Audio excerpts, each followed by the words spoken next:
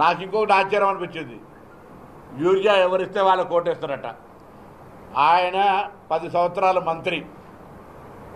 Urea Telangana ప్రభుత్వం నుంచి తయారు కాదు. యూరియా కేంద్ర ప్రభుత్వం ఆధీనంలో ఉన్నటువంటి మాట. ఇది ఉమ్మడి జాబితాలో ఉన్నటువంటిది కూడా కాదు. ఫెడరల్ సిస్టంలో ఇది పూర్తిగా కేంద్ర రసాయనాల వ్యవహారాల శాఖ మంత్రి ఉంటాడు, రాష్ట్రాలలో ఉండరు. దీని పంపిణీ అంతా కూడా fertiliser government of India secretary online ద్వారా చేస్తూ ఉన్నాడు. ఈ సందర్భంలో తెలంగాణకు వివక్షపూరితంగా ఉద్దేశపూర్వకంగా ప్రభుత్వాన్ని బదనాం చేయాలి.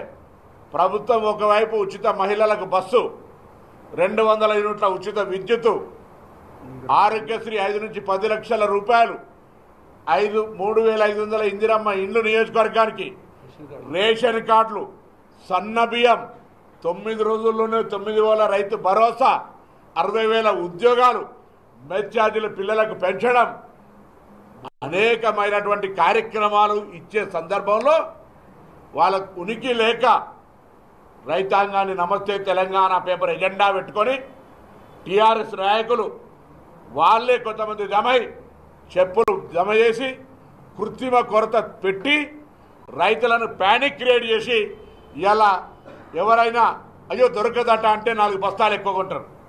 ఆ విధంగా సరుకులు అడ్వాన్స్గా కొనుగోలు చేసేటువంటి కొంత కన్ఫ్యూజన్ క్రియేట్ చేసి ఇలా రాక్షసానందం పొందుతున్న టీఆర్ఎస్ పార్టీ, భారతీయ జనతా పార్టీలను ఏమనాలని అడుగుతా ఉన్నాం రైతుల సాక్షిగా.